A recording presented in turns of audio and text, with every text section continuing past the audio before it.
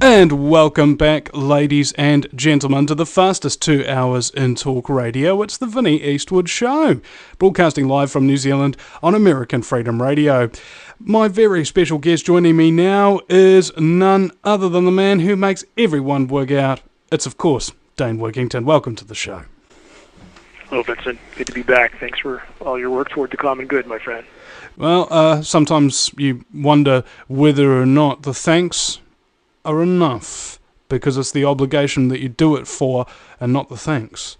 I was wondering as well, I would like you to elucidate and explain this recent email that you sent out about the Intergovernmental Panel on Climate Change and how this is a bit of a fraudulent scumbaggery sort of organization. I'm very, very short on the details here. I was hoping you'd be able to fill me in.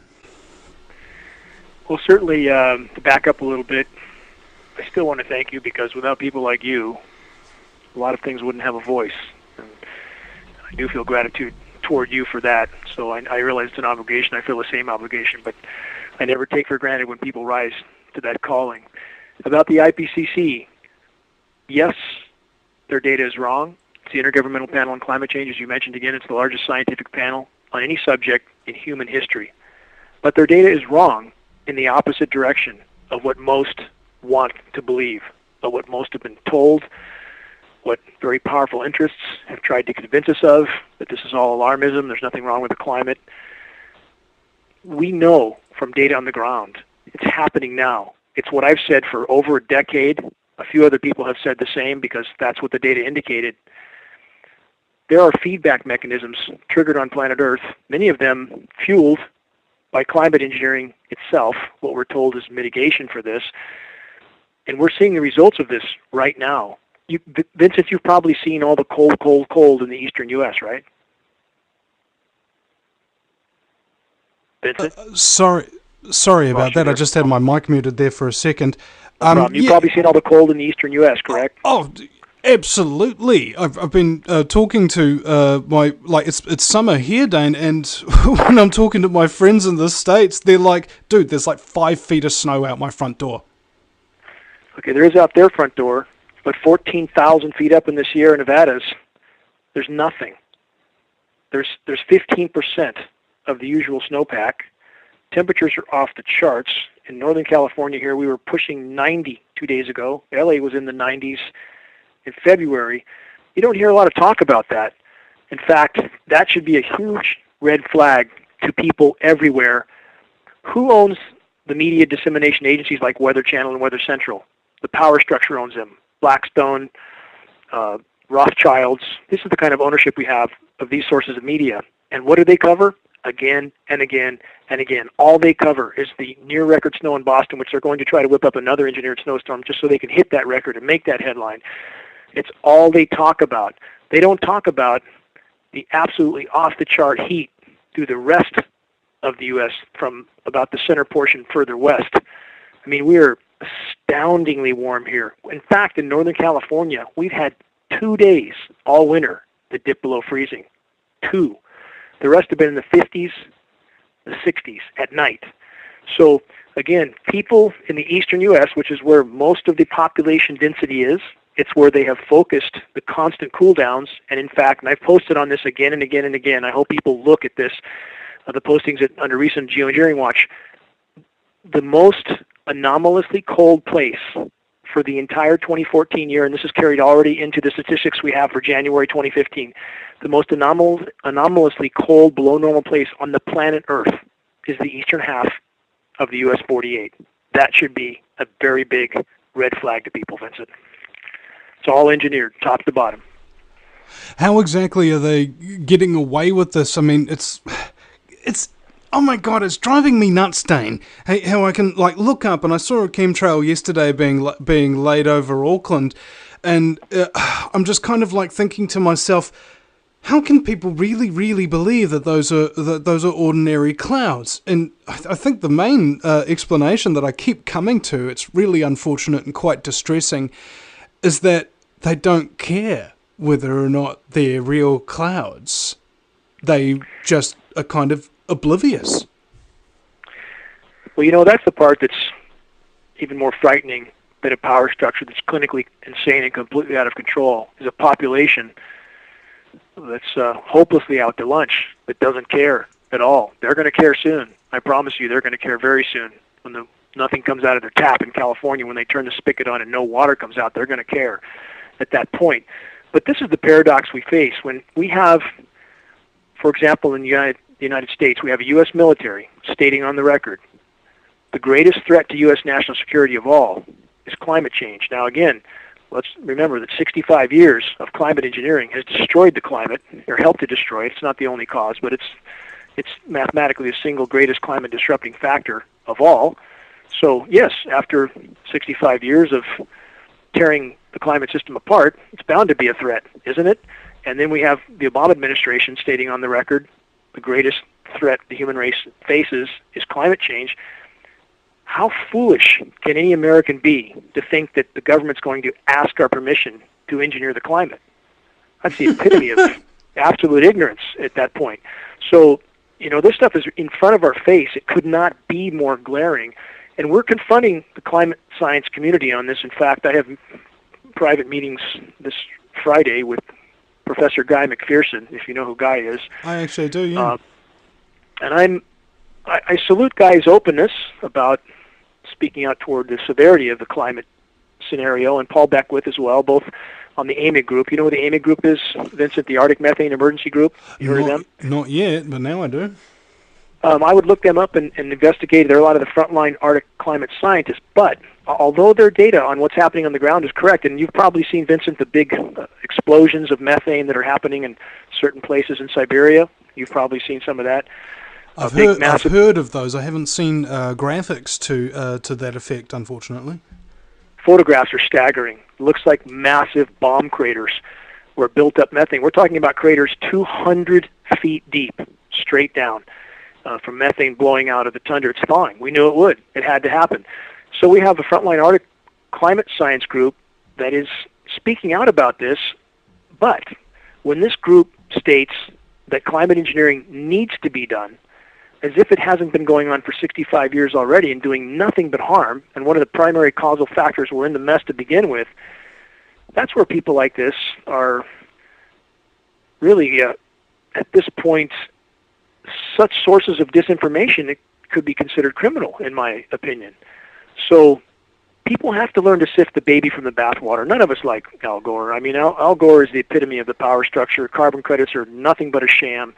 But the bottom line is real damage has been done to the climate, not just by climate engineering, but climate engineering, again, is really, if we look at it mathematically, the single greatest disrupting factor of all. So right now, Vincent, the human race is truly in a dark corner. And on this course, near-term extinction is a mathematical certainty if we do not change direction.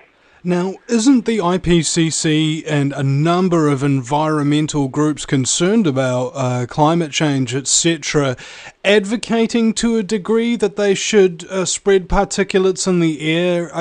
This strikes me as sort of testing the waters sort of thing to see whether or not people will accept it.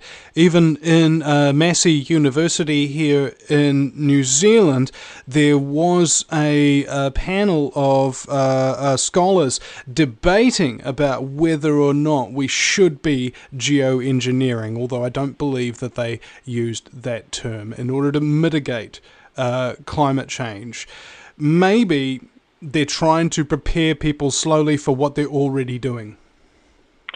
You bring up a lot of good points there, Vincent. And one, now that we knew they would be forced to use the climate engineering geoengineering term at some point, thus the name of my website, geoengineeringwatch.org. So now that term is quite widely known, in fact, our site is the second thing that shows up on a net search below Wikipedia, and our traffic is about 20,000 a day at Geoengineering Watch right now, even with them probably tampering with the numbers. So now that there is a lot of attention on the term geoengineering, and you probably saw in early February there was about 36 mainstream articles covering the topic of geoengineering, from Wall Street Journal to the Washington Post to the New York Times, LA Times. Did you see that release of articles? I didn't actually. Okay, it's actually, I posted about 22 of the mainstream articles on quick links. It happened February 10th and February 11th. So the term geoengineering was on everybody's lips at that point. Whoa, Dane, are you saying that these were all coordinated released articles, or is this an omnibus over time? No question. This is definitely coordinated. It was over a 2-day period, February 10th and February 11th. So on February 11th, my Facebook reach got cut down. My organic reach, I've never paid for any reach on Facebook, and we were reaching 40, 50,000 a day. It got cut down by 95% that day. Is that a coincidence? I doubt it. On the 11th, the day after all these articles were released, we have the AMIG group, the Arctic Methane Emergency Group. There's about 30, 40 frontline Arctic scientists issuing a public announcement that if geoengineering is not done immediately, human extinction is certain. Was that a coincidence that they released that the day after? I don't think so either. So there's clearly collusion, coordination of some kind going on, but now that the term geoengineering is becoming more widely known, they're raising the goalposts. Now they're starting to try to refer to climate engineering in terms of cloud albedo enhancement. Not very many people can figure that one out if they're not familiar with the subject matter. They probably think it's some kind of a substitute for Viagra in the clouds. They might. I don't laugh much, Vincent, but you always make me laugh. I'm grateful for that. I really am. But this is what we're up against. But right now, the cat is beginning to come out of the bag. You know, in some senses, they're testing the water, but it's just as cold as it's ever been. They know it. The public will never accept this. And I would remind your listeners again of a personal conversation I had with Jim Phelps. He's one of the architects of these programs going back to the 80s. I held his name anonymous until someone else released it, so I speak of it openly now. But I published this called Dialogue with a Geoengineering Insider. And what Phelps said to me, and this is indicative of how hard the power structure will try to hide this issue, Phelps said, if the public finds out, they will seek out those responsible for these programs and hang them or shoot them in front of a firing squad. Those are his words, not mine. So again, they will try to hide this. If we get this issue out in the open, it will absolutely cause a paradigm shift. The power structure will become more dangerous than they've ever been before, and they're very dangerous now. And again, I encourage everybody to remember with the climate engineering issue, aside from what it's doing to the biosphere, it's toxifying every single breath we take. People are getting sick very, very rapidly. I hear from them every day. Our bodies can only take so much. Human body is extremely resilient, but once it's had enough, it's had enough. Once its saturation levels are hit, it's had enough, and we're reaching that point. We're reaching the point of a opposite land, like some sort of cynical irony. We need to save humanity by geoengineering to prevent our extinction. Really? What's currently threatening to make humanity freaking extinct? Well, geoengineering, of course. Well, that makes a lot of sense. That's where we're at, though. That's the mentality of the military-industrial complex. If pounding your head against the wall hurts, you're just not pounding hard enough. So the worse things get, the more they spray. And we have, again, you have to look back at the history of this, and most people don't. Most people, even in this movement, are not looking at all the data. They're grabbing a headline here, something that feels good, and they want to believe, and they run with it. If we look at the graphs of warming on the planet, going back to the start of the Industrial Revolution, 1850, what we see is an expected and more or less linear rise up to about the late 1940s, when we know these programs were really kicked into high gear. World War II was over, the military-industrial machine needed something to do, and of course the climate has always been a desired weapon. So when these programs are really ramped up, and the initial effect was much more profound, it's like a lot of things in the environment, the initial effect before the negative aspects kick in has a much greater impact. So we see very anomalously a downturn in the warming from the late 40s to the early 70s. And of course, the climate scientists didn't know this was going on, and we all know that they're clinically blind. They can't seem to see the trails in the sky, or they won't admit to it, so they weren't allowing for the climate engineering that was going on. So this downturn in temperatures was very perplexing to the climate science community. They couldn't figure it out because they wouldn't acknowledge that climate engineering was going on. Nobody would admit to it. So by the early 70s, what we see is the climate science community saying, we don't know why it's cooling. Maybe there's something in this equation we don't know of. Maybe we're heading into an ice age. And of course, people today still harp about the fact that 20% of the climate science community was saying that then. But once the negative aspects kicked in, ozone depletion, massive ozone depletion, the disruption of the hydrological cycle, and the effect in the boreal forests, now, at about the early 70s, we saw the graph start to go up again, as we would expect. And the more it went up, the more they spray. And this is back to pounding your head against the wall and then pounding harder if it starts to hurt. And that's what they're doing. So the worse it gets, the more they spray. Very negative cycle. And again, in what ways is climate engineering hurting the planet? Shredding the ozone layer, massive UV, which kills plankton, which kills forests, which kills us eventually. Total disruption of the hydrological cycle. So instead of the forests absorbing more of the CO2, which they would do as the CO2 increases, more rain, more acidic rain, forests begin to thrive. None of that can happen now. None of that can happen because of geoengineering, bioavailable metals, sterilizing the soil, shredding the ozone layer again, disrupted hydrological cycle from every direction. Climate engineering is totally destroying the planet's natural response systems. And with that, we're now coming up to break, ladies and gentlemen. You're listening to the Vinnie Eastwood Show on American Freedom Radio. This is a listener-supported broadcast, and basically, we're just going to keep on running until the Earth freaking ends, or until we save it. Once it's all good, then I'll give up.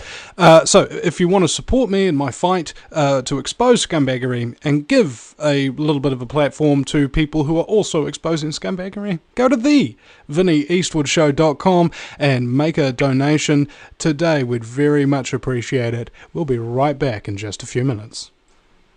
And welcome back, ladies and gentlemen, to the Vinnie Eastwood Show, broadcasting on American Freedom Radio, 4 days a week from 9 till 11 Central Time. Now just entering into daylight savings for all of those of you who love your outdoor barbecuing sensations. My very special guest, speaking of getting barbecued, is Dane Wigington in the very hot California desert. Welcome back.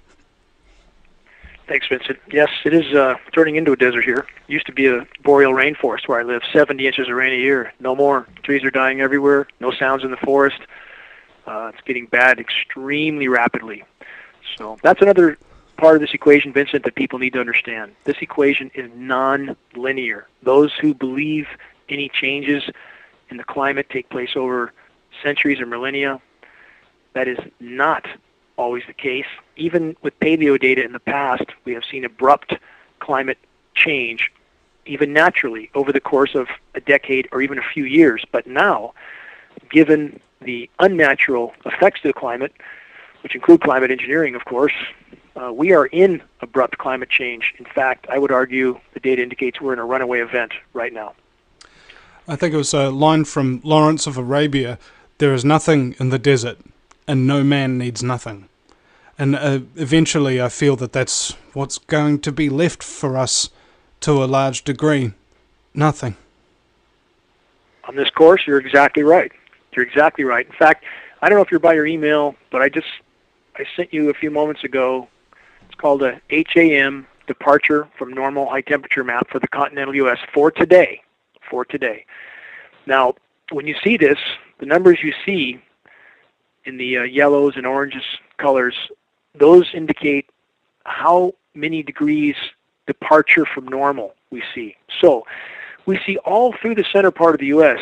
temperatures that are 30 degrees above normal in areas that were just 30 degrees below normal.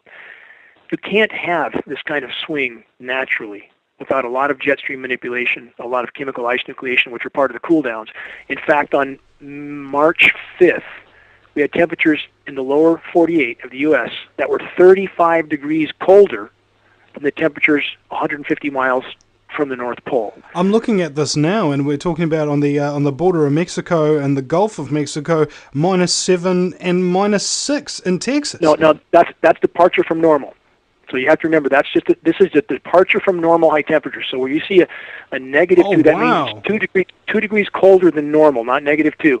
But if you look at it in this context, though, look at all the areas that are 28, 29, 30 degrees above normal. It's record-shattering temperatures all through the center part of the country. You see that? Yeah, that's right in the middle of the country there. I mean, Yep. It must stretch up to Canada as well. If that's does. the case, it looks like there's a blob, sort of like a giant kidney-shaped blob that goes from the Great Lakes to the borders of Washington State and continues up to Canada.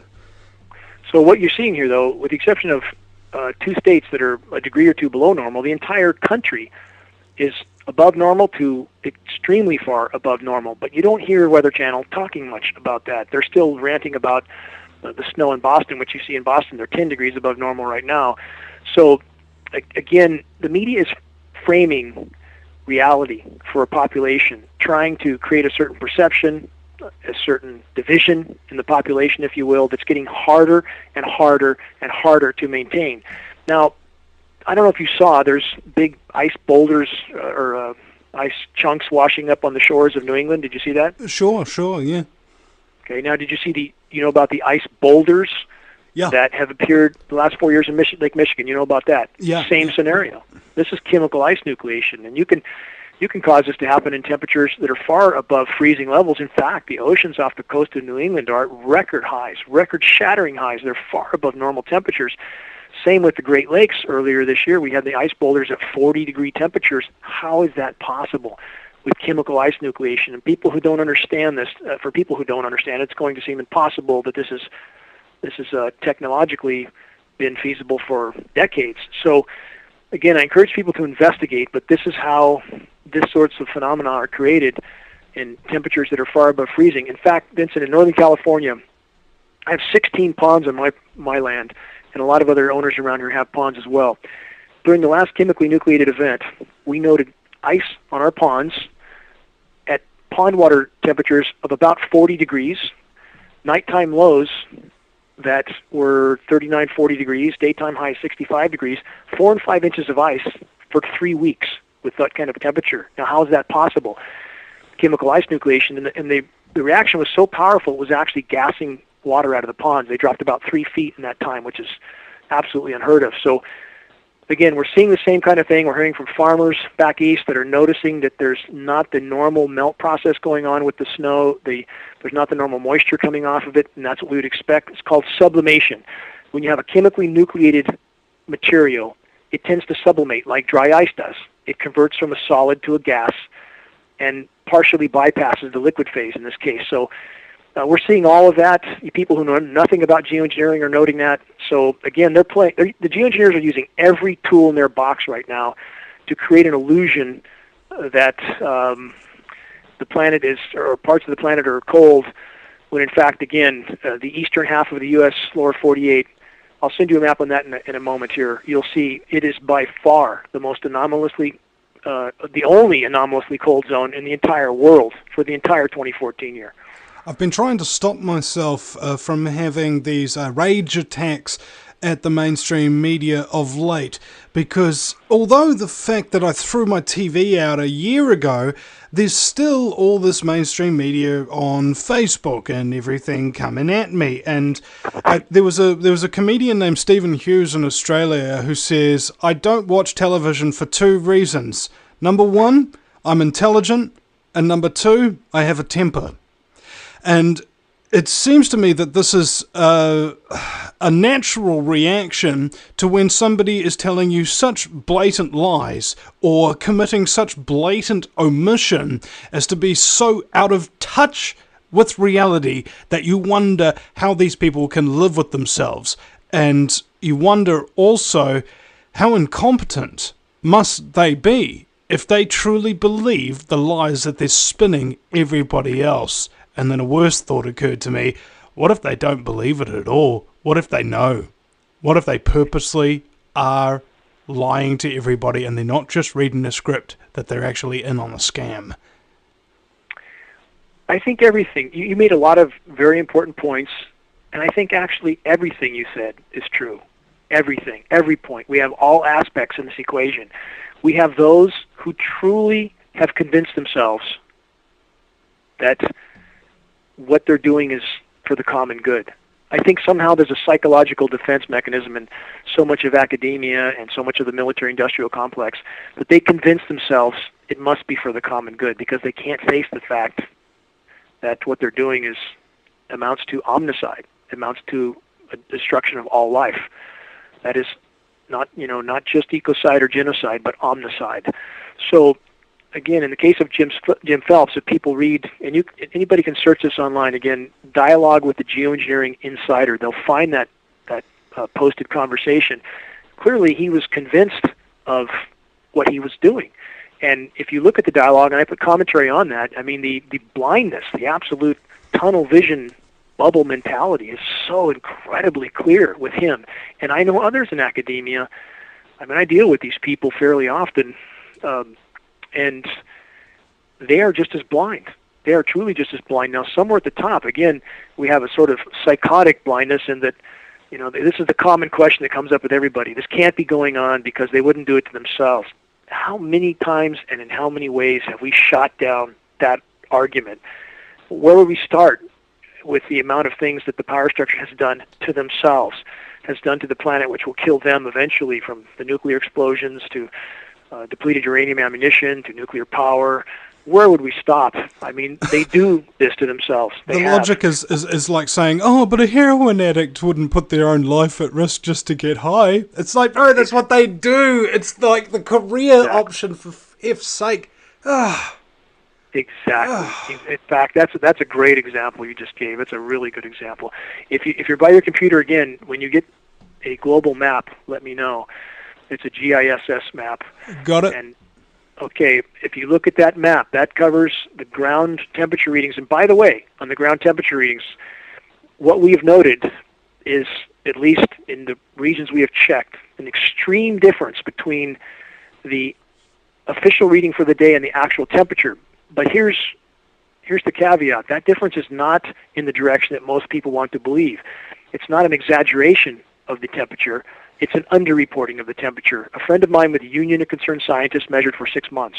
He noted a 4.6 degree underreporting of the temperatures night and day. That's an astronomical difference.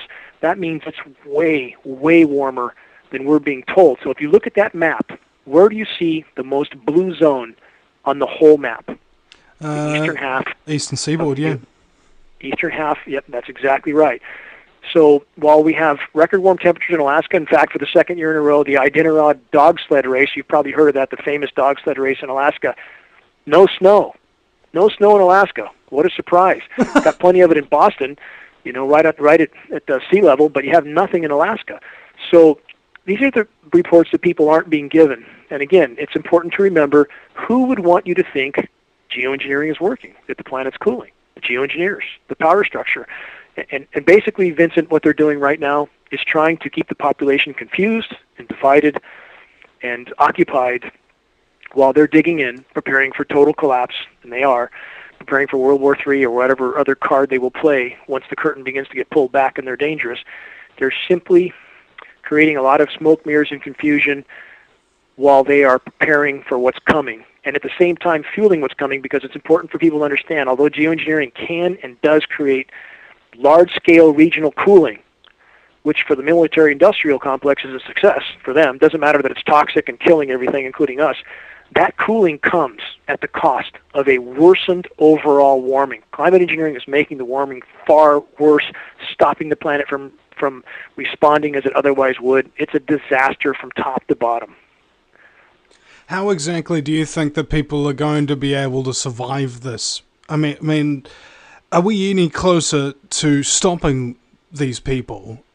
Have we identified which companies are involved? Because a friend of mine, we saw a chemtrail plane going overhead, and we were like, oh my god, okay, let's go see the transponder, because you can go into a website and it's got all the transponders of all the planes in your area. And that plane that we were looking at directly overhead had no transponder turned on. There's only two types of aircraft that can do that: privately owned and operated aircraft and military aircraft. And I'm just wondering whether it's private contractors or the military who are actually behind these geoengineering programs, or a mixture of the two, with the military industrial complex all interwoven in the middle, as they are into freaking everything. I think the latter is the accurate answer. We know enough to know that. I mean, you have huge private sector involvement, but you also absolutely have DoD involvement, Department of Defense. So in the case, for example, of Jeppesen, is a subsidiary of Boeing. It's a private contractor, of course. And Jeppesen, they manage all global flights. They coordinate the global network of the thousands and thousands of jets that are in the air every day. I spoke to a top Jeppesen executive face-to-face, and after about 15 minutes of more peripheral discussion, the moment I mentioned the term geoengineering, he turned his back and walked away.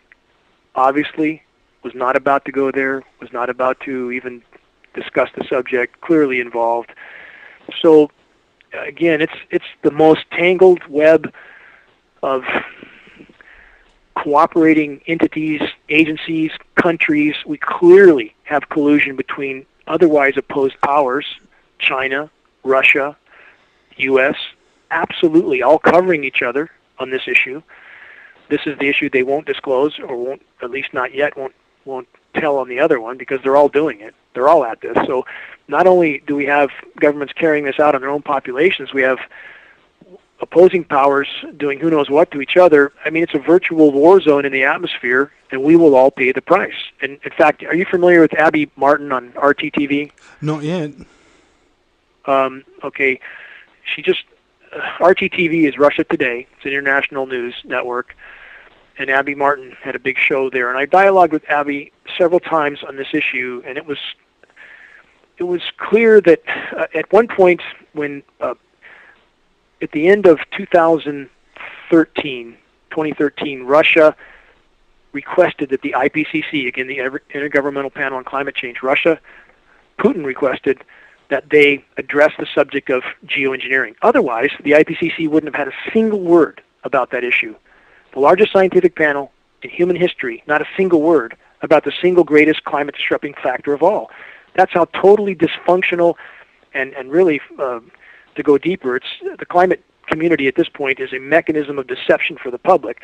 So Russia requested that they at least address the subject of geoengineering, which they did. At that time, Abby Martin, which is a major international TV show host, the dialogue I had with her about this issue at that time was a little more open, but then it seemed that there was a backtracking, and then she became very adversarial about even discussing the subject. She lost her show now, by the way, as of about a week ago.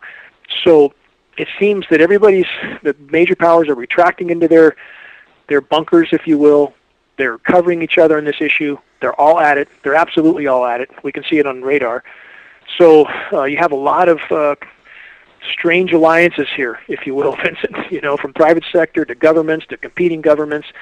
This is by far, it's not the elephant in the room, it's the herd of elephants in the room, really. This reminds me that the movie 2012, if the world was about to end, would the world governments tell their people? And the answer is no, they freaking wouldn't. Because it would be chaos, anarchy, war, genocide, boom. And maybe they're just trying to keep this under wraps for as long as possible until they've got all their escape plans in order before they drop the bombshell. You're exactly right. You're exactly right. I would argue that's the single biggest scenario that's being played out right now. They're doing everything they can to confuse and divide the populations, to try to keep panic from setting in as long as possible. With what's coming, a lot of people aren't going to be around. That's a simple mathematical fact. A lot of people don't want to hear that, and they'll walk away from whatever I say because of it, but we're too far in the game to not speak directly to what's unfolding our current paradigm is not going to last much longer. Industrialized civilization is a snake eating its own tail. At this point, the military-industrial complex is totally out of control. They're tearing apart the planet. Everything is weaponized at this point. And let's consider on the spraying itself. We know it's making us all sick. There is no speculation in that, no theory. It's an absolute fact. The lab tests prove it. We know this stuff's coming down on us. We know it's highly toxic. Each element in and of itself. Again, we have synergistic toxicity when these elements are mixed. We have no study to indicate how cataclysmic that synergistic toxicity is. We have some elements, as I mentioned before, we know in the case of mercury and aluminum, the combination of those two metals can increase overall toxicity by as much as 10,000%. Let's add barium now. Let's add strontium, lead, zinc. We have a lot of materials coming down on us. So we know that's happening right now. So we're all being slow-killed right now. And there's no question about that. Whatever the motive is, if that's an intentional aspect of these programs or just simply a consequence, we can all speculate about that, but it's happening. Now, with the spray apparatus already in place, at any point in time, the military-industrial complex chooses to level the field. If they change that mix and they put the right elements in that mix, it's game over for all of us, right then, right there. Now, the real question is, how exactly do the people who know about this and are actually behind the schemes and trying to cover it up, what are they doing to cover their own ass? What is their escape plan? How do you escape something like the entire globe being turned into a cesspool of toxicity? Well, therein lies the point. You can't escape it, and neither can those who dig in.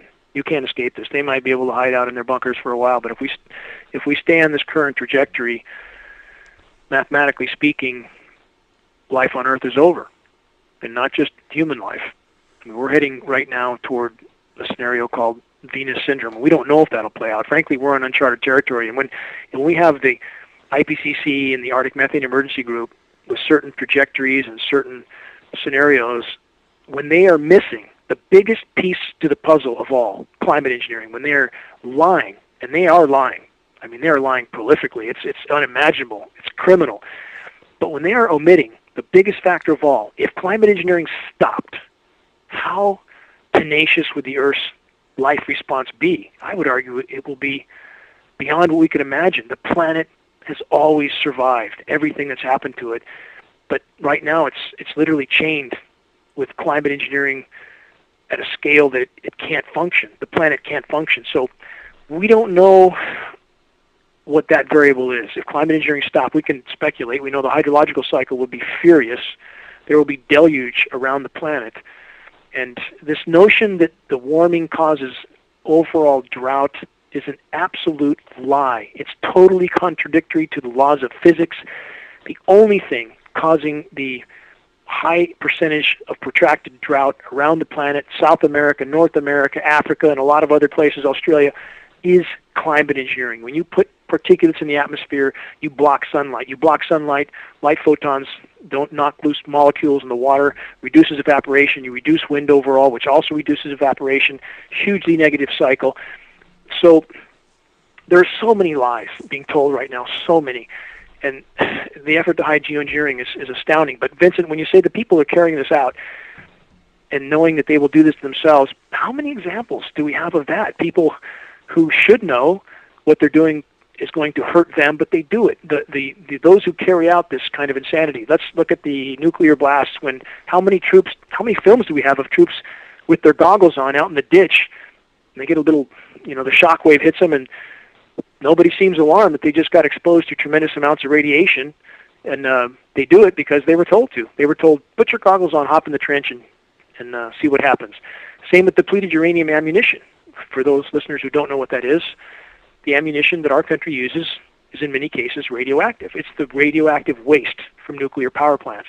Heaviest metal on Earth, uranium-238, works great for slicing holes through tanks. The only problem is when you use it, you leave the areas in which you used it contaminated forever. 4.5 billion year half-life. Our soldiers load it, use it, and yet, knowing how bad it is, they do it anyway because they do what they're told. So we have a lot of people doing what they're told, and if they continue to do what they're told and don't start thinking for themselves, it's going to be game over. So let me just encapsulate that. In today's society, if you do what you're told to do, it's game over. Pretty much, isn't it? I don't see anybody out there who is following orders, who's like totally happy and wonderful and fantastic. I only see the people who are breaking the rules. Not breaking the law, but breaking the rules. Being successful, being happy and enjoying life. And it seems that there's something wrong with all of humanity. There's something controlling the power structures of society, and they've become so corrupt over such a long period of time that people think that it's normal and they don't even notice. What you said is very profound and very accurate. It's extremely accurate. Human nature leaves a great deal to be desired. It always has. And people I speak to who feel the only reason that the human race is behaving the way it is because of everything we've been exposed to, the fluoride, the aluminum falling on us, the GMO foods, all that has an effect. There's no arguing about that. But if we look back, in fact, and I've mentioned in the past, some of my favorite literature is Stoic philosophy from the 1st, 2nd century AD. And if you look at what was occurring, the mindset there, human nature was very close to what it is now. You know the term Nero fiddles while Rome burns, right? Mm-hmm. So when we couple that human nature with fluoride, aluminum, the propaganda coming through the idiot box, iPhones, it's a very, very bad mix. So what we have right now, yes, is people who are trying to keep their heads in the sand till the last possible moment. They don't want to wake up. They absolutely don't want to wake up. But they're going to wake up. They're going to wake up soon because we're about there. We're going to have, again, faucets in California with nothing coming out soon, very, very soon. And the conditions here are, it's astounding, the harshness of the conditions here. And again, what was once a boreal rainforest that 10 years ago, only 10 years ago, was absolutely thriving. And now it's completely silent. Trees dying everywhere. The redwoods are dying right now. I don't know if you've seen it, read about it. They're dying. You have 15,000 sea lions washing up on the beaches of California. Did you know that? I heard as well that there were sea lions washing up with like their skin melted off from radioactive contamination from Fukushima in addition to this. Fukushima's a big problem. I don't want to downplay Fukushima. Fukushima could kill us all as well. And there's no end in sight to that. But a lot of what we see happening is, I'm not saying that they're not being radiated, because it's a factor. We've had fish tests off California. They're all radioactive. We know that. But when we see the big fish kills, that's not a result of the radioactive materials. That doesn't kill with that sort of speed.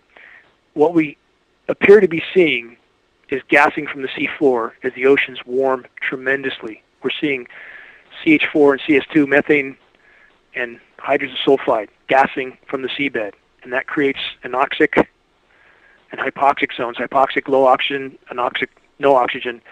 We're seeing a massive collapse of the food chain, starting with the sardines, anchovies.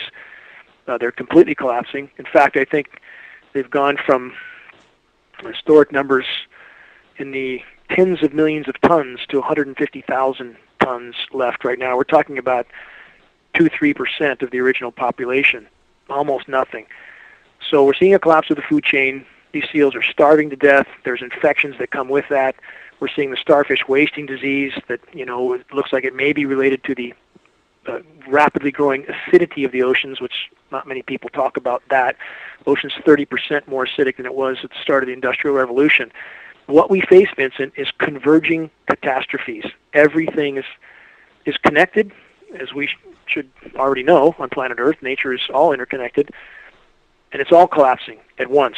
So we see the stock market pumped up. We see the climate engineering to try to confuse the population. We see a lot of things going on to just try to keep the appearance of normalcy until it will collapse with, I would argue, with blinding speed. When it comes, it will come with blinding speed. Unless, of course, the media just continues to cover it up and try to confuse people in a perpetual motion so that even while it's happening in like free fall speed or whatever, there'll still be people walking around denying it as the people in the know rush to their underground bunkers so that they can survive for 10 years underground, in the dark, with their other friends, who happen to be some of the worst pedophiles and murderers and torturous, sadistic, psychopathic sociopaths that the world has ever known. Don't you love irony? They deserve each other. They deserve to be in a dark bunker together. They all do. And, you know, if we look at past equilibrium periods that weren't mathematically as bad as what we face now, the Pedum event, a Paleocene-Eocene thermal maximum 55 million years ago, we had an equilibrium period, depending on the stats you look at, 15 to 20 million years, and that scenario was not as bad as what's playing out now. The methane that was released then is thought to be a much smaller reservoir than what's releasing now. So, again, we face quite a dark horizon, but it's impossible to argue that our best chance, if there's one thing that we, the human race, those of us who are awake right now, if there's one thing that we could focus all our energy on to accomplish that would be the biggest leap in the right direction of all, unquestionably, that is to expose climate engineering, because climate engineering, once exposed, would pull the curtain back. It's the only thing we can actually stop. We can't stop the depleted uranium from getting any worse. We can't seem to stop the Fukushima thing. We can't stop the sun. We can't stop the ocean die-offs and all of these other crises that we're facing. This is actually the one thing that humanity can solve simply by stopping being a bunch of crazy dicks. Yes, and this is the epitome. Climate engineering is the absolute epitome of human insanity. And not only would it be the greatest leap in the right direction for the planet's ability to possibly still sustain life to some degree in some places, but it would also expose to the entire population of the world that they were not only expendable, but a liability. And it would expose the power structure as a whole. I would argue this one issue would expose to the whole world, would shock the whole world's populations out of their stupor into the realization that they have in fact already been irreparably poisoned by a power structure without their knowledge, without their consent. And then with that knowledge, I believe we would see, again, a shockwave around the globe that's unimaginable. The power structure is trying to avert that from happening with every bit of resource they have, and once that happens, once we expose climate engineering, once we reach critical mass, that's why I argue the power structure will become extremely dangerous, even more so than now. That's where we have to start really preparing ourselves for anything, because they'll play every card they have. But if we do reach that critical mass and people within the system, we have to have them on our side. We have to have the U.S. military on our side, enough people in the military. And I know they know. I've had, at recent presentations in Northern California, I've had a couple former Marine vets say that they were watching the climate engineering news, watching our site, their platoons. They all knew about this issue. There was no secret, and the word was spreading quickly. So we have to have them on our side, quite simply. Dane Wigington is my guest, ladies and gentlemen. You're listening to the Vinnie Eastwood Show at thevinnieeastwoodshow.com. That's Vinnie with a Y, because it's the most important question. And Eastwood as in go ahead, make my news. And go ahead, make a donation and support the broadcast. Very much appreciate those of you who donate $5 a month as well, because those regular little donations that come into the accounts on a day-by-day basis always add up at the end of the week to rent being paid, internet being paid, and food being paid. It is my survival so that I can help those people who are looking after your survival. And you must contribute to this if you want to continue to receive it. We'll be right back after the break, ladies and gentlemen. Don't you go anywhere. And we're back, ladies and gentlemen, for the final segment here with Dane Wigington from Geoengineeringwatch.org. I'm just wondering, there haven't been any chemtrail jokes, have there, Dane? because it's just not a topic that's really that funny. I think it was like Thomas Sheridan, though, from Ireland. He's a sort of an expert on psychopaths. He was like, "Hey, Vinny, do you want me to show you a Charlie Sheen chemtrail?" he grabs a $5 bill and then pretends to snort something off his desk. That would qualify in that category.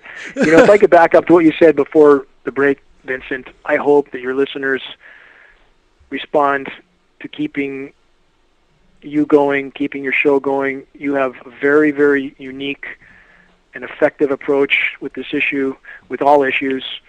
Without people like you, the word would not get out. So, again, I'm very grateful for you. As I said in the beginning of the show, I hope your listeners respond and keep the wheels turning, because bottom line is we're talking about life or death on planet Earth. If we don't get the word out and people like you don't help us get the word out, then we're on a very short time horizon indeed. So, again, I hope that happens, my friend. I sure appreciate you. And right now, whatever people are doing, people are occupied with a lot of different things. They better stand back and decide what their priorities are. And no matter how dark it is, again, Vincent, I think of an example of if you're a parent and you're standing by a raging river and your child falls in, and you know there's a very small chance you're going to be able to save that child. You're going to stand there and do nothing, or you're going to jump in and see what you can do. Don't have much what are you going to choice. Do? No choice. Yeah. And we all are needed in this fight. We need all hands on deck. And people who are sitting on the sidelines, going about their normal activities, you are not living up to your responsibilities to your children or to the whole. We need everybody in this battle. Everybody has a part in this battle. It's our responsibility, as you correctly stated in the beginning. I didn't want to do this for the last 12 years now. I've been at this 12 solid years. My life on hold, my retirement account gone. I don't care. I'm not going to need it where we're headed. I'm not going to need it. So people who are running around the deck of the pirate ship that's sinking, loading their pockets with loot, as I've used that example before, it's not going to matter when you sink. Or those that are hiding in the deck or in their cabin of the Titanic, not going to matter. It's not going to matter. And for each of those people listening, each of them, any one of you listening, could be the final grain of sand put on the scale that tilts it. Any one of you, the final pebble that triggers the landslide. Everybody is needed. And if we all pull together, we can yet change the flavor of what we face. We can. And we could yet perhaps salvage the Earth's ability to sustain life. Yeah. But all of us are needed. Nobody can do everything, but everybody can do something. And in fact, that's a lot better sales pitch, isn't it, Dane? Donate to the Vinny Eastwood Show, or you're probably going to die, bro. That's one way to work. You mentioned earlier, to the people that are considered, quote, normal. Mathematically speaking, we have, if we overlaid, I've used this example before, but it's important. If we overlaid the Earth's 4.5 billion year lifespan over the course of a week, that makes each day about 660 million years. If we considered it in that time scale, just as a point of reference, then we've done all the damage we've done to the planet in 1/40th of a second. 1/40th of a second before midnight on the last day. And those who think that this can continue are considered normal. And they're absolutely mad. How could this possibly continue? It's total insanity. So again, if we look at that time frame and we've done the damage we've done in 1/40th of a second before midnight, it's clear where we're headed. It's very clear. In fact, this is the Thelma and Louise moment. Again, we're through the guardrails. We're in free fall to the bottom of the canyon. We're going to hit, period, and soon. But what we do now will determine if anybody survives. That's how it is. It's relatively the depressing reality, and it's like the grief process. Depression's the second to last stage before acceptance. And apparently not everybody reaches that acceptance stage, so they'll just remain depressed. I'm acting under the assumption that you have a lot of experience, not only with the that kind of, oh my God, what can I do, sort of depression phase of this awakening, but you've probably also encountered a lot of people that are still stuck within that stage. Can you tell me, and any of those people, if you have gotten over that depression stage and gotten into acceptance, or if you're still struggling with it yourself, and if you're not struggling with it anymore, how did you get over it? What realization did you come to that might actually help others to facilitate their clawing out of this dark hole of depression about understanding reality? It's a good question, and this is what I would say to people who are struggling with this. What's the worst that could happen? If you engage in this battle and it doesn't turn out the way you want it to, what's the worst that could happen? You get a ticket out of the insane asylum, because that's what we're all in. So if that's the worst that could happen, what do you have to lose by joining the battle? And if there is solace left in this circus of insanity that we all find ourselves in, that solace exists in this: solidly engaging in the fight for the common good. You want to make your life matter? Engage in the fight for the common good. Life's got to be about something. It's not about golfing when you retire or a lot of other things people occupy their time with. And now, especially at this critical hour, it's about fighting for the common good. And when you thoroughly engage in that and you don't try to keep one foot on your own personal pursuit of pleasure and one foot on the fight for the common good, because that doesn't work, you have to engage in this fight completely. Let go of the other things and realize none of us own anything, Vincent, except our own will. To be philosophical, that's a fact. Everything else can be taken. Everything. But we own our will. And I would argue, if there's a point in existence, it's to exercise our will correctly, based on what appears to be the right thing to do. And it's pretty clear here what the right thing to do is. When we're being systematically poisoned, our children are being poisoned, their future is being robbed, no chance of a future. On this current trajectory, they have no chance of a future. Our kids have no chance. And I have 2 kids that I love immensely. I would die 1,000 times for them. I would, in a moment. But this is the best I can do for them, and I will fight till my last breath. So if people want to have meaning in their life, stand up, join the battle, don't sit the bench, and don't make your effort in this fight conditional on a guaranteed outcome, because no one has ever had a guaranteed outcome, ever, at any point in time in human history. It doesn't exist. That's a fallacy. It's not reality. But the fact that you engage in the fight, that's what matters. So, again, Vincent, when people abandon their preconception of a certain ending that they imagine they have to have in order to make it worth their effort to fight the battle, that's not who we need in this fight. We need people that are willing to do the right thing because it's the right thing to do, period. The battle is long, and you only achieve victory if you survive it. I don't know, Dane, when I presume that you do have days where it has just literally been enough, where you're really exhausted and you actually do need some chill-out time. What do you do to recharge the batteries? You're a great guy, Vincent. Nobody ever asked me these questions. I do have those days. I happen to live in the middle of nowhere. I don't know if I ever showed you where I live. I'll send you a picture right now, but I mean, I live in the middle of nowhere. And I just had one of those days. So because I'm so in the middle of nowhere, I march out into the wilderness behind me. There's about 2,500 square miles of wilderness. It's very rugged, trailless wilderness in spots, and I have canoes hidden in the woods, and I pack into the trailless wilderness. I cross the river in the canoe, and I hike up on top of a mountain complex, and I laid there and stared at the sky, and I watched them. I stayed the night out there, and there's not too many bears out there anymore. I mean, used to be a lot more bears, and I'd have to build fairly loud barricades around me because they smell something that they don't usually encounter. But now it's quite quiet over there in this area that used to be thriving and full of bears. But I watch the spraying all day. And this is, I try to make this. It's about a 7-hour arduous climb up to the top of this mountain, and you're a long ways from anybody, and that's what I want. And I watch the spraying all day. At night, they stop. Of course, here, with some exceptions, they generally stop at night. So grid patterns everywhere during the day. By 10 o'clock at night, nothing. None of the aircraft leave any trails at night.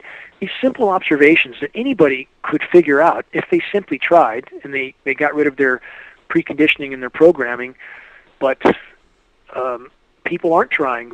But that's my sabbatical, to just march out into the wilderness and climb the steepest point I can climb, and And during those moments, you forget everything. When that's your goal, to climb up to the top of this mountain for that day, that's your goal, and everything fades off. But it's all wrapped into this issue, though, Vincent. I can never leave it. And when I'm marching through this wilderness area, seeing fir trees that are 500 years old in some of these canyons, they look like redwoods, and they're dying. They're all dying. So although it's a bit of an escape from my computer for the day and my work and radio, it also infuriates me so much that all I can think about is getting back and getting in the fight again. Because while there's still a tree left out there, while there's still a bird, a frog, while anything's left alive in that forest, it's up to us to fight.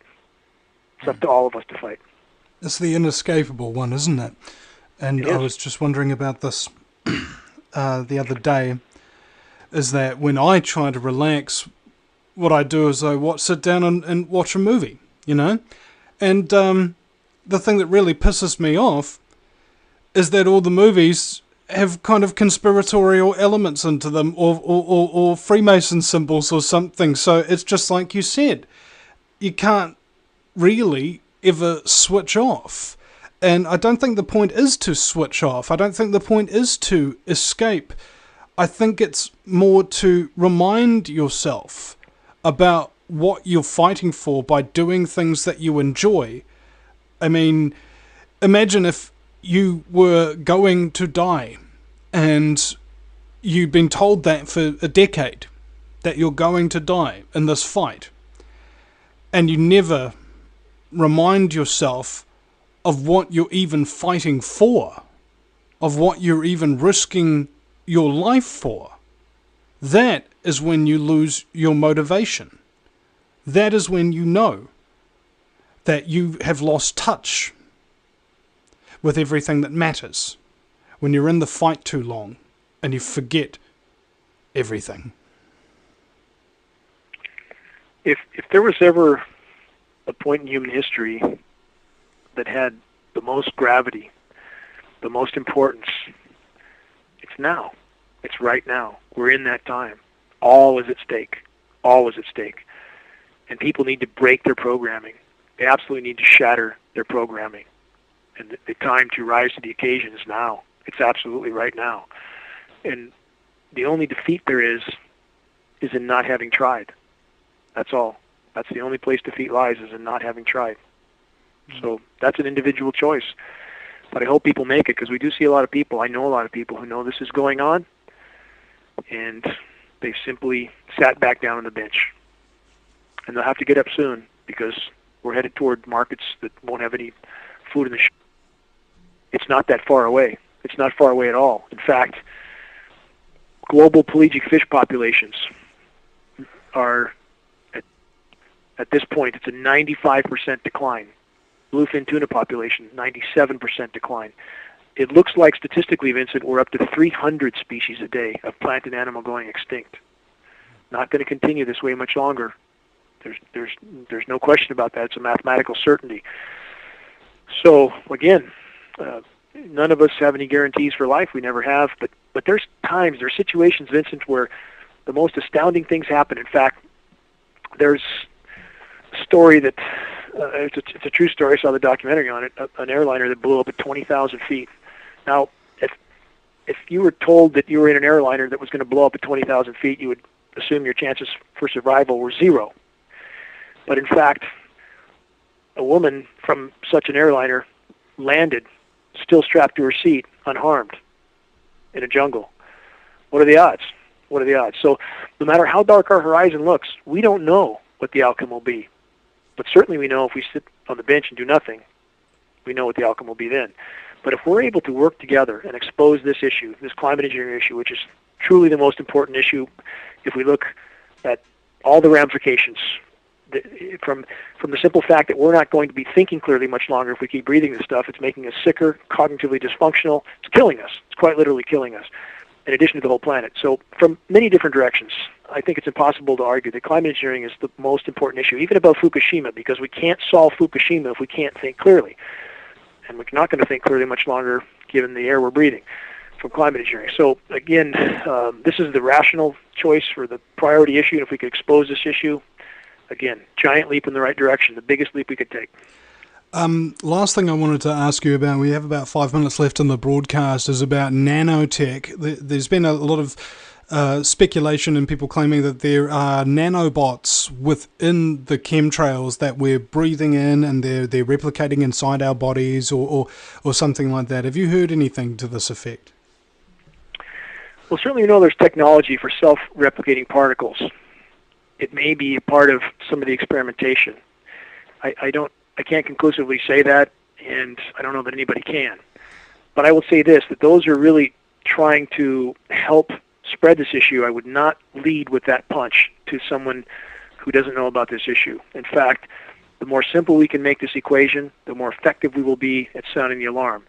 The fact is, our governments are engaged in very, very toxic spraying of the atmosphere for climate modification, weather warfare. We're all breathing it.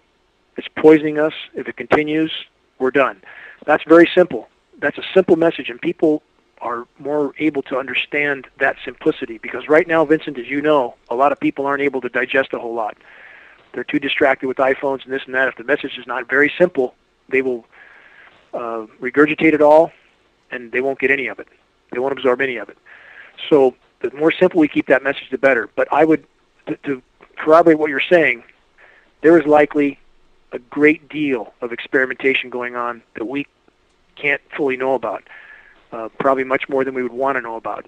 So in issues like Morgellons and so forth, I think it's hard to argue. It's certainly connected with this issue. Clifford Carnicom's done a lot of good work there. I think they've proven quite conclusively there's some very bad things coming down on us in addition to what we know about the metals. But there is inarguably a lot of experimentation going on, and you can only describe what we face right now as biological warfare as well. It's not just weather warfare.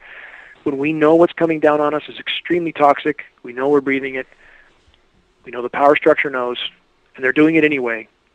This is nothing short of biological warfare on populations all over the globe. Can't call it anything else. When you're under attack, you have to fight back. Otherwise, you lose. I think it gets said so often, particularly on the broadcast that you and I do, Dane, is about that motivation to and the lack of choice that there really is. And we go over that ground again and again and again, even during each broadcast that we've done. And I think it's because repetition helps things sink into people, ultimately, really. And it may be annoying for those of you who are perhaps already active, but for those who are not, who have not heard this message before, it is an important tool in the arsenal of getting people to believe things. Just like if you repeat a big lie over and over again, people will believe them. You have to repeat the truth over and over again before people will even start to listen to it, especially if it's incredibly uncomfortable. And I came up with a scientific principle to counter Occam's razor in the modern world. Occam's razor is if there's two possibilities and one seems really, really simple, then that's probably the one that's true, and the other one that seems really complicated, that's the one that's bullshit, right? Well, I've come up with Occam's razor, which means if there's one possibility that is so terrible, so horrible that you just wish that it wasn't true, it's probably true. And if there's another possibility that sounds really nice and simple and easy to digest, that's probably bullshit. You know, it's with that, again, both aspects can be looked at, both. And we need to learn to sift the baby from the bathwater, all of us. So in the case of what we see in the sky, deductive reasoning alone should be enough to convince the population that they are being sprayed. You can't have cold condensation being turned on and off. In fact, we see days when the conditions are completely unacceptable for any sort of condensation trail. We know from a high bypass turbofan jet engine they shouldn't be leaving anything behind anyway, except under the most extreme circumstances. But yet we see these trails on days when conditions are totally incompatible for anything to be seen. We know this is not condensation. It's absolutely not condensation. So people, again, the data is so clear in this issue, Vincent, and as you said, to repeat it, it's imperative that it be repeated. And for those who have already learned step A or B, they can go further into the rabbit hole. But right now, we need the vast majority to get on board with the basic message. We are all being sprayed like rats, and if it continues, we're done. And that's a message that does need to be repeated until people get it, and they help us, they pick up this yoke and help us pull. Because, right now, not enough people are pulling, and we desperately, desperately need them to. And we don't have a lot of time. I want to stress that. We do not have a lot of time. This equation is extremely non-linear. In fact, right now, here's one for you, Vincent, that your listeners, some probably won't like to hear this because they don't want to believe it. How much have we heard about the expanding Arctic ice? How many headlines have we seen? It's expanding, it's getting bigger, everything, right? Guess what? Record lows right now as of March 5th. Record low. And the mass, 20% of the 30-year norm. The volume is all that matters. Understand, there's ice extent, which is surface area, which is at all-time record lows, in spite of all the headlines, record lows right now. And we have the mass, which is all that matters. That's the thickness, 20% of the 30-year norm. And also, for those who have HBO, I would encourage them to watch a new episode by Vice. It's on Antarctica, where people have been very confused about the headlines on purpose. Watch what's happening there and try to digest how much they've been deceived. And again, and remember this, climate engineering is making this worse, not better. So when they come out and try to tell us, hey, yep, everything's melting, we have to climate engineer. So that people will know at that point, not only is climate engineering literally poisoning us all, it's making the warming worse, not better. It's not a cure, it's a curse, far worse than the disease itself. So again, it's important people understand the facts so they can stand on those facts when the governments eventually try to sell us climate engineering. That's right.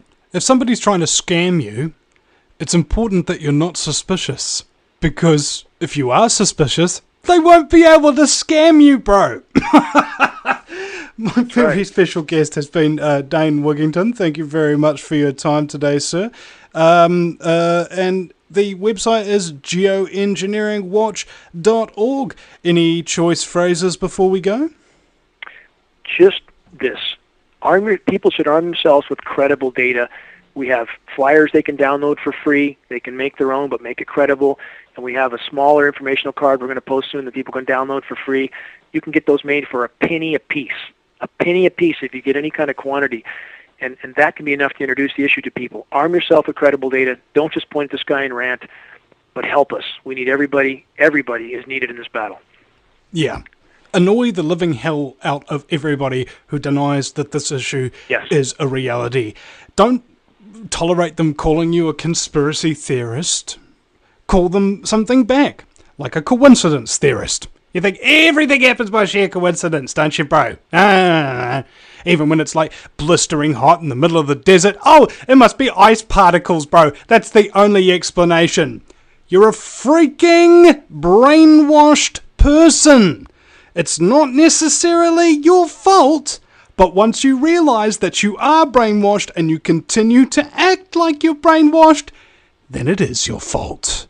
The difference between a member of the public and a person who believes in conspiratorial stuff because it's real and because there's facts and evidence is that we don't have an excuse for our ignorance. You listen to the Vinnie Eastwood Show, and we'll see you again sometime, folks. Thank you for listening.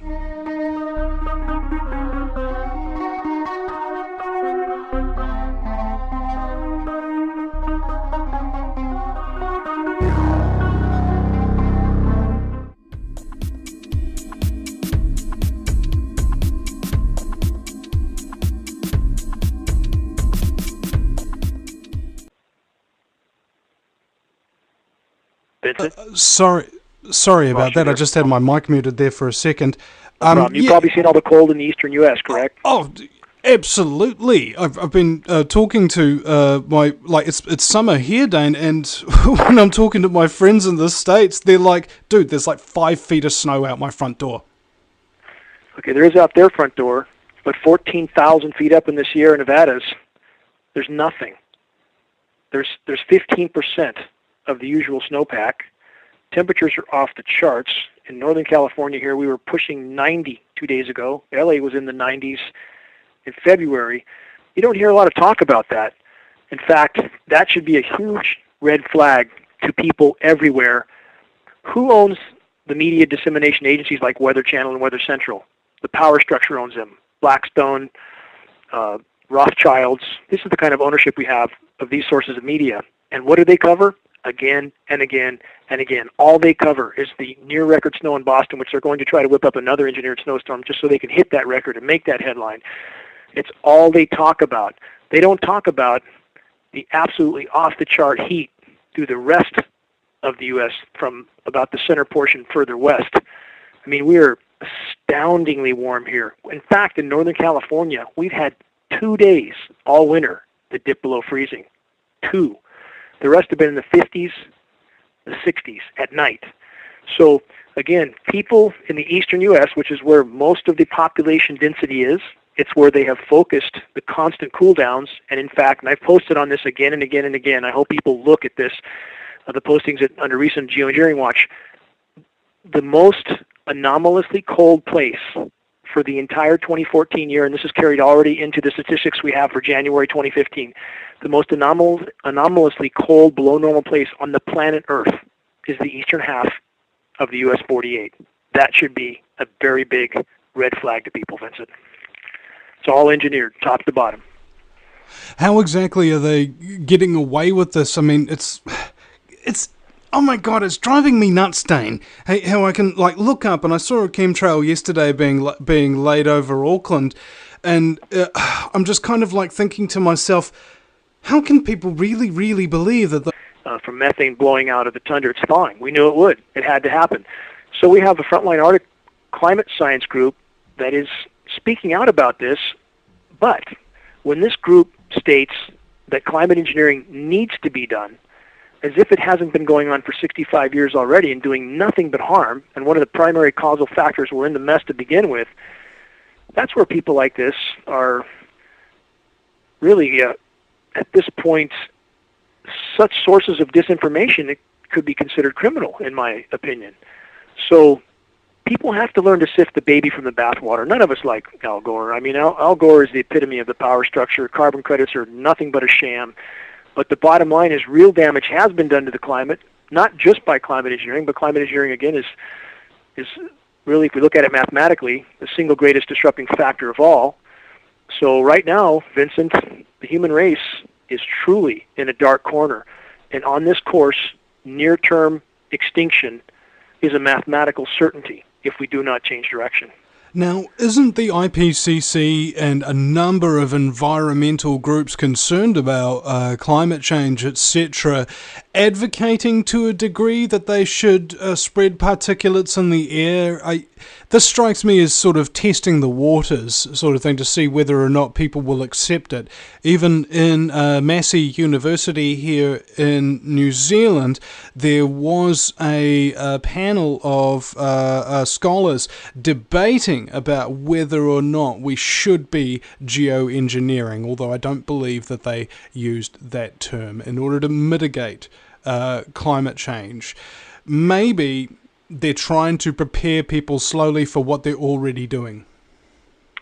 You bring up a lot of good points there, Vincent. And one, now that we knew they would be forced to use the climate engineering term, geoengineering term, at some point. That's the name of my website, geoengineeringwatch.org. So now that that term is quite widely known, in fact, our site is the second thing that shows up on a net search below Wikipedia, and our traffic is about 20,000 a day at Geoengineering Watch right now, even with them probably tampering with the numbers. So now that there is a lot of attention on the term geoengineering, and you probably saw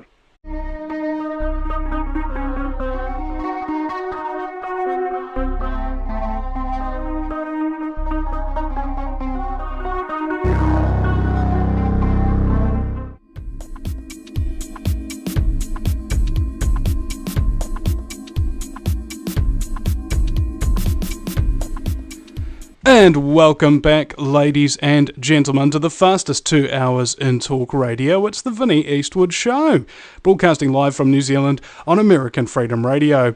My very special guest joining me now is none other than the man who makes everyone wig out. It's, of course, Dane Wigington. Welcome to the show.